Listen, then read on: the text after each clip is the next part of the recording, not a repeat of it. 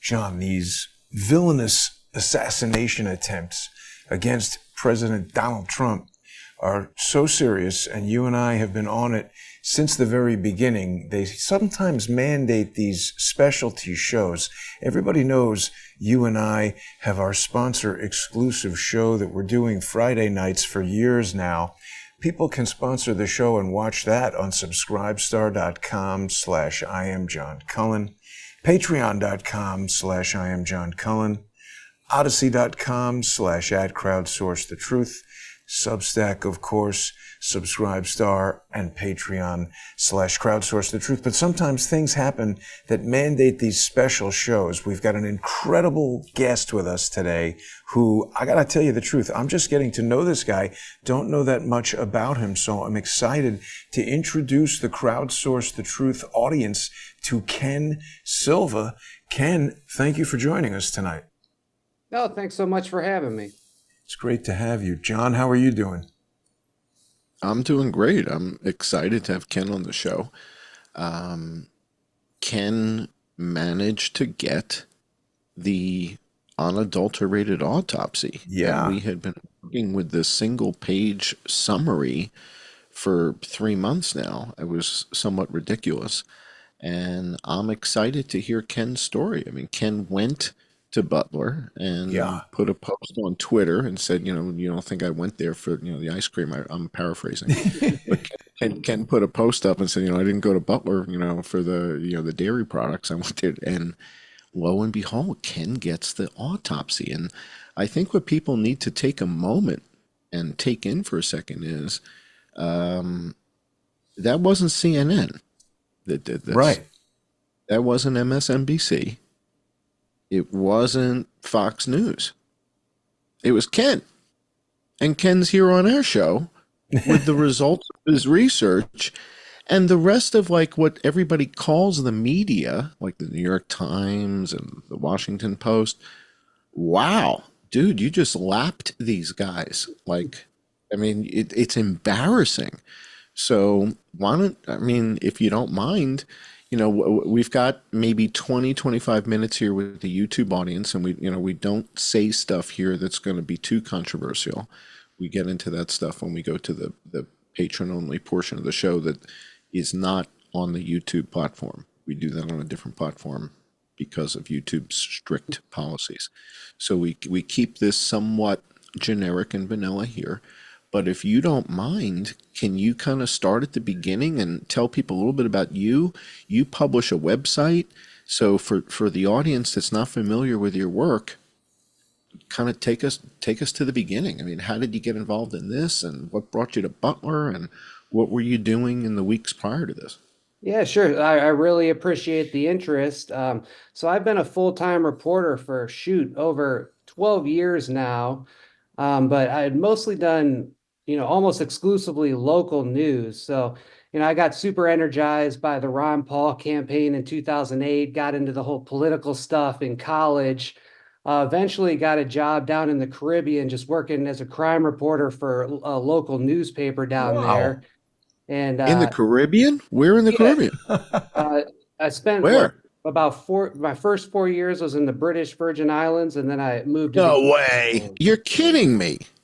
I mean, we could do a whole show on Tortola and Virgin Gorda, Peter Island. Dude, we got a lot to talk about with you. Oh, yeah. Okay. Yeah. So where I lived, I had a view of Henry Jarecki's island, which at the time I didn't realize that this guy was like Epstein's buddy. I had no idea the significance of what I was looking at.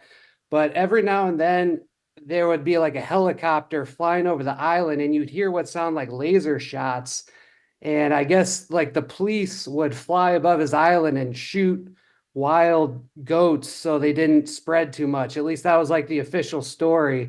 So now that I hear all his nefarious, alleged sex trafficking links, I'm wondering what that helicopter was really doing. But not to go off. Right there, man. What a beautiful part of the world. Number one, it's a stunning part of the world. So where were you living? You were living on Tortola? Yeah, on Tortola. Wow. And then, so I moved to the Cayman Islands in 2017. Actually, I moved away from the Virgin Islands like 2 weeks before Hurricane Maria, I think it was, hit. That was, yeah. So pretty much, yeah, the point of me telling you all this is like I checked out of national politics totally until about 2020, when for all the obvious reasons, pretty much everybody got re-engaged, and I was in lockdown.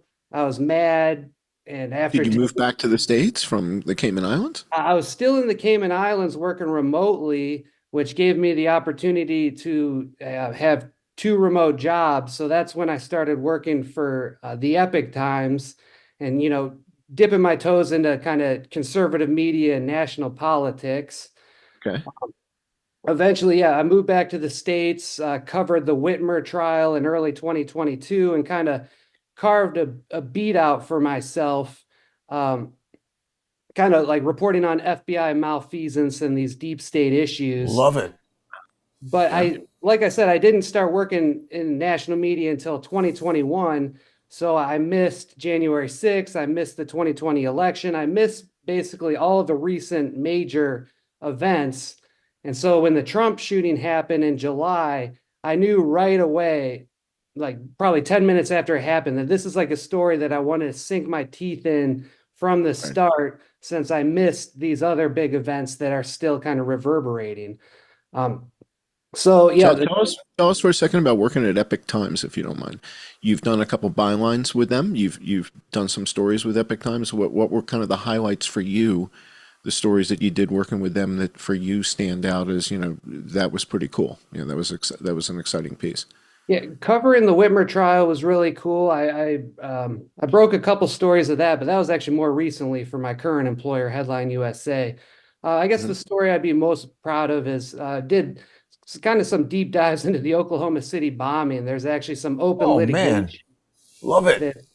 Right. Yeah. That's what I'm saying. We got a lot to talk with. Ken, I'm so glad we met you, man. Yeah, we may need to do a series with Ken. Yeah. We got a lot to talk about. Cool. Yeah, cool. this and your byline. I mean, this is all your work here, Jason. Sharing these are the stories that you've done with Epic Times. You haven't done one or two stories, man. You've done a bunch of work there. I mean, this is a body of work. This is a significant body of work. Yeah, I worked for them for almost a full year. I don't want to get into much into it because I do have an NDA, but I did have some disagreements with the editors there. Ended up working for a local newspaper in Kentucky in late 2022 until I got my current gig with a site called headlineusa.com. And I've been here for about a year and a half and, really trying to dig into the Trump shooting most recently. Wow. Right. And so, Ken, you have obtained the autopsy. How did you get it? Why did you need to go to Butler to get it? How did you come to the idea to even go after it? This is brilliant work, by the way. Thank you for sharing. You've shared with me an even more carefully photographed version of it, which is good because it helps us with the OCR. So thanks for doing that. Yeah, happy to help. And the reason I was interested in this is because the Butler Eagle, the local newspaper, in late July, I actually think it was only like a week after the shooting, reported some odd details about Crooks' body, if we're to believe that was Crooks, and how he was left on the rooftop until 6 a.m. the following day. Wow. And then he was taken to Allegheny County for the autopsy. And that just struck me as very odd. And this was before Clay Higgins released the information about them spraying off the roof or anything like that. Now, wait a second.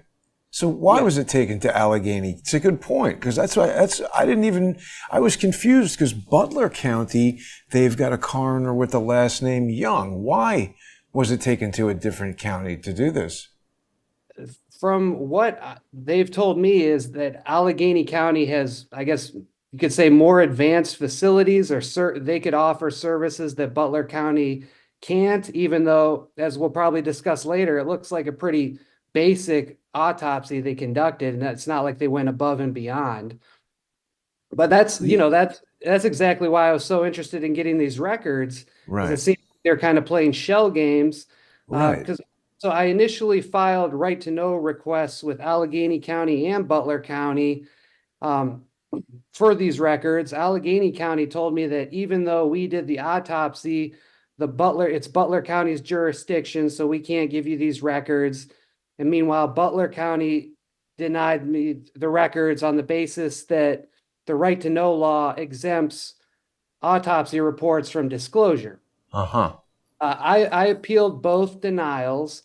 The Allegheny County one was kind of absurd. I had sent my request to the coroner's office, and there on appeal, they argued, well, you didn't send it to the county open records officer, and so we didn't treat your request as a right to know request. You didn't make it properly. You know, this is why we denied it. And the appeals officer actually sided with Allegheny County, even though I argued that, you know, they had an obligation to forward my request to the proper authority if they weren't the one.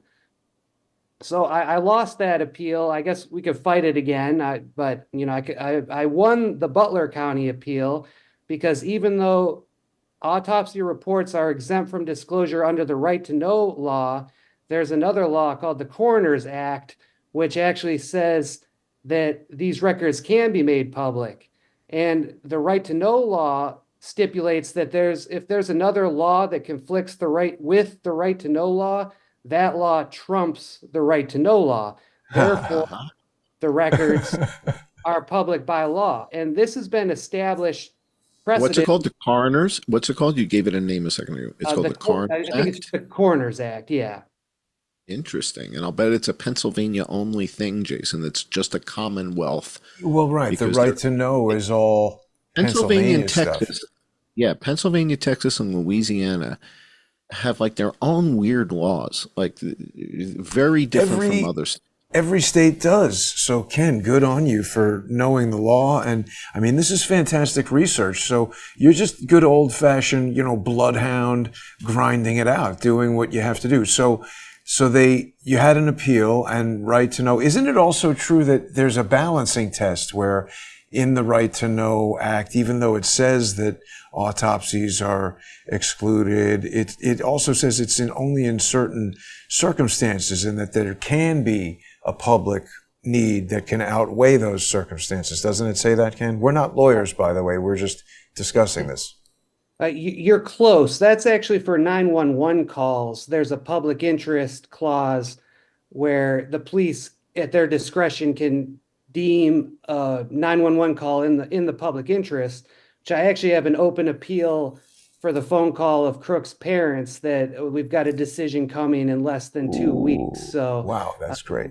That'll be interesting to see. But yeah, it's close. And I guess the Coroner's Act worked to my benefit because it does say that if you pay the fees that the coroner charges, that you can get any records for any death. That's basically. Did you have to pay? Did you have to pay $350? The fees are high. Oh yeah, $350, right? $350, right? $350? We paid over $800 because they charged us. There were 2 toxicology reports and 1 autopsy report.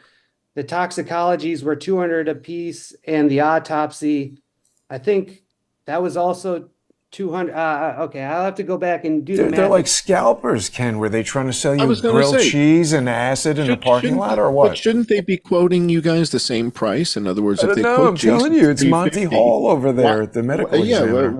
How's Ken getting a better deal? I mean, shouldn't this be kind of like, straight pricing? I mean, I'm a little upset. No, he's backstage passes. It could be that Ken got the package deal because he got the toxology reports, the blood work. And I wasn't asking for the toxicology, but they did want to charge me $350 for what you've already gotten. But see, there's an interesting wrinkle to this that we're going to get into in the sponsor exclusive segment, because again, Ken and I have been in limited communication on DM, on over X here. And if people aren't following Ken on X, I don't know what you're doing. He's got some great reporting going on, amazing skills, and he's doing all this stuff with the Right to Know Act and everything. So, follow him at JD_cashless. Speaking of which, Ken, is there a way that people can sponsor you, or what do you want to promote here? Headline news, of course, right? Yeah, I mean, I would just click on the articles. We're kind of an old school, early 21st century model of revenue through traffic. So that's basically how we're funded. Well, most of the stuff is through email blasts. We actually have a pretty surprisingly large email list. Most of our readers are like kind of boomer conservatives, so that's why we don't really have much of a social media presence. But yeah, we're out here doing the work, and yeah, if you just actually click, like whenever I tweet out something, if you click on the link, that's probably the best way to support us. So yeah, appreciate it. Yeah. So definitely follow Ken on X. Now, so as I was saying, you and I have just come into communication in the last few days. Excellent work. I don't know if you're aware, but I've got a right to know appeal going with the Beaver County District Attorney's Office. Basically, I've accused them of manipulating the evidence. I included it sort of cleverly, in my opinion, if I do toot my own Photoshop horn. I've basically challenged the authenticity of this evidence photo and have been asking that we get the original image from Detective Gian Vito's phone. Now, what's interesting is I have been in communication. I was inspired by your excellent work here to get into communication with the Allegheny County Medical Examiner. I didn't have any idea that they were involved until you produced this autopsy report. And so I sent them a letter saying, hey, how did you guys determine that this body is that of Thomas Crooks? And when we get over to the sponsor exclusive segment in about 10 minutes, I'll go into the details of my communications with them, what they said in response, and what's going to happen next. But I love it that we're doing this kind of like, citizen journalism with this sort of procedural, almost legal activism. What is your background and how did you learn how to do? I'm just now learning about right to know and doing all this stuff. It's kind of great, the power that we have to get to this stuff, isn't it? Oh yeah, absolutely. And as you mentioned, it's the big media outlets aren't really doing the work. I mean, The Intercept has an open lawsuit to get, I think, Butler County records, so good for The Intercept, but it's pretty unconscionable at these multi-million-dollar media outlets that aren't devoting any resources to this. As far as my background, just veteran reporter. In the Caribbean, I got a Pacer account, and you realize like how many local Caribbean people have potential records in the US, and that kind of got me addicted to sleuthing through records and getting stories that the other local Caribbean newspapers didn't even know how to get. And that kind of like addicted me to, trying to hunt and sleuth through records. So that's it in a nutshell. That is great. John, you have been digging into the autopsy report itself, right? I mean, do you have any questions or, want to maybe tease what we're going to get into? And Ken, you're going to be able to stick with us a bit into the sponsor exclusive segment, right? Yeah, absolutely. Well, I think it's important that we take a look at the autopsy, right? So it's a multi-page document, and it was referenced by Clay Higgins in the hearing, and he talks about it, and he says, Dr. Goldschmidt, you did good work. I read the autopsy. It looks very professional. But all we had seen until Ken got this was that summary, that one-page summary page. Yeah. And so this confirms that we've got a wound that entered in the mouth, not the temple, and we're going to take a closer look at that. And then it appears that the bullet re-entered his back and made almost like a skewer wound. Imagine if you had like a skewer that you would use if you were doing a little rotisserie action. Yeah, and that it goes through, and so it appears that rotisserie. Well, I mean, now we're talking about a dead guy. But the idea is that the bullet, when it came out of his neck, then went into the back of his shoulder. I guess that's the scapula back there. Again, I'm not an orthopedist, but I've heard of the scapula, and I'm pretty sure it's not by your knee. So I think it goes back in there and comes back out again. So it went in the mouth, out the neck, back in near the scapula area, and then back out again. And Dr. Goldschmidt said, but that's one round. That's not two. There's no evidence of a second round hitting him.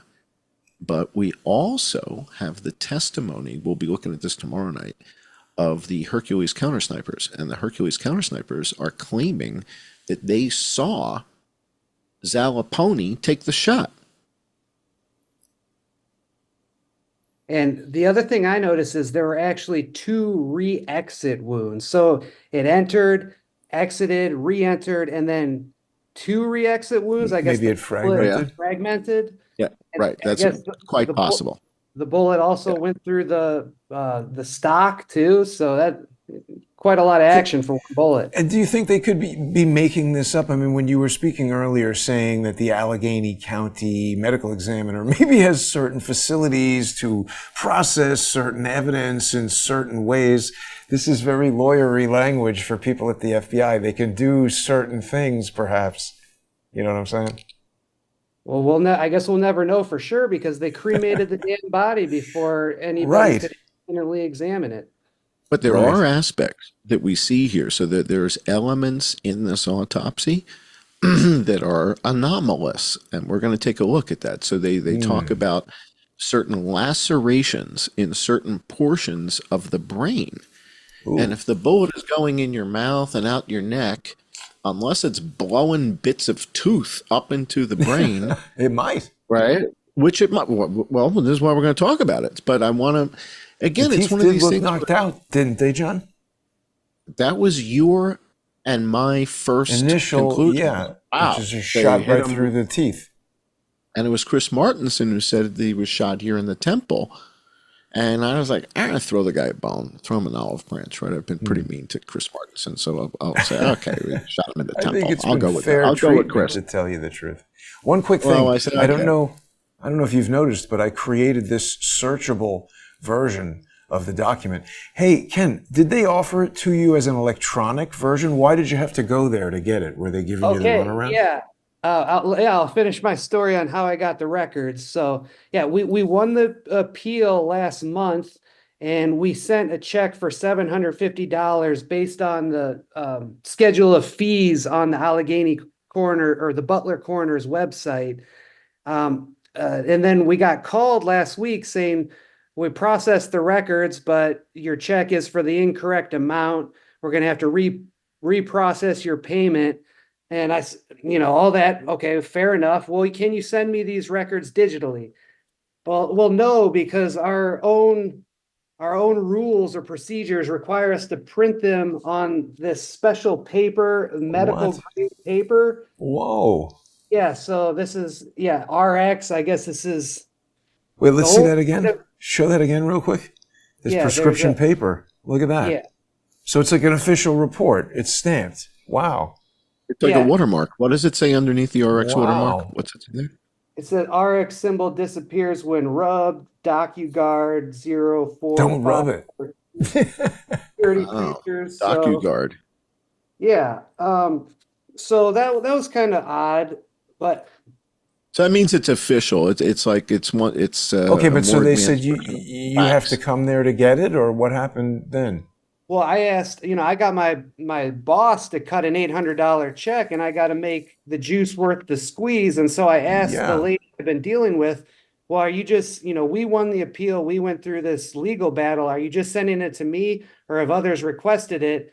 And she said, well, there's some others requesting it. We're going to send it all out in the mail as soon as we get this special medical grade paper. And she couldn't guarantee when that would be. And moreover, I've had issues of, stuff getting lost in the mail. And if they send it and it doesn't get here, are they going to say, hey, you got to pay another $800? And I said, you know what? Trump's going to be in Butler this weekend. I'll drive 10 hours up to get there. I love I it. want to make sure these things are in my hand. I don't want any excuses about them getting lost in the mail. I don't want NBC to cash in on my Scoop hard you, work. right. So Wow. yeah, basically, I went there Friday to collect them, but this paper, although it had apparently arrived to the courthouse, it wasn't in the actual secretary's office, and she was leaving at noon for a long weekend. So even after the Butler rally, I had to stick around until Monday. Monday, I went there in the Oh morning. my God. You're in there like Oh, You had to feeding wait all the paper weekend tray and at the not get printer. the goods. Yeah, Give your and- tech support on ruthless. Microsoft Word to print that thing out. Oh, So that's yeah, ruthless. it was quite the ordeal, but I got him on Monday. I threw him online haphazardly, and then I So you drove said, wait. So you stayed in Butler for Friday, Saturday, Sunday, Monday. You were in Butler 4 nights, 5 nights? well, actually, I was staying with my dad in Cleveland, so I drove back and forth 2 hour drive both ways. So that was my Wow. base of operations, In Cleveland. So you went to Cleveland, and it's 2 hours from Cleveland to Butler. more or less. Yeah. And so how many trips did you head out to Butler? And did you go to Sheets? Yeah, I went there. Yeah, I went there Friday, hit up Sheets on Friday, Saturday. I actually visited the parents' home on Saturday. I didn't even go to the rally. It was kind of too crazy, and there wasn't No, much for me to sorry, wait a do. minute. I was laughing. I thought you were joking about Sheets. Did you find something useful at Sheets? Unsteady Dave, nobody knows where he is.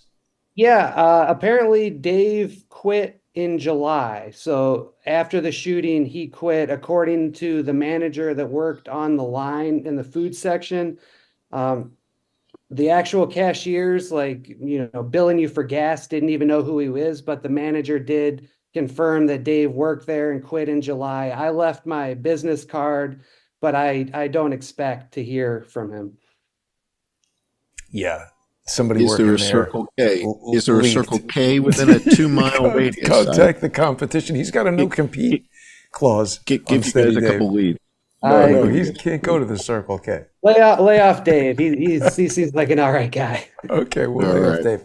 Well, listen, what we're going to do now is we're going to make our way over to the sponsor exclusive segment. People who are already sponsors or people who want to join us can go to subscribestar.com/I am John Cullen, patreon.com/I am John Cullen, odyssey.com/@crowdsourcethetruth, crowdsourcethetruth.substack.com, or subscribestar.com, or patreon.com/crowdsourcethetruth. Huge thank you to everybody who sponsors the show. We wouldn't be able to do this without you guys. We will be right back. Stay with us. We're going to continue our conversation here with Ken. This is fantastic work. Don't forget, everybody should follow him if you aren't already. Ken Silva. He is at JD_cashless on X. He's the guy who just through good old fashioned hard work got the autopsy report. He was up in there like, lady, print the damn thing out. I don't have all day to wait around here in Butler.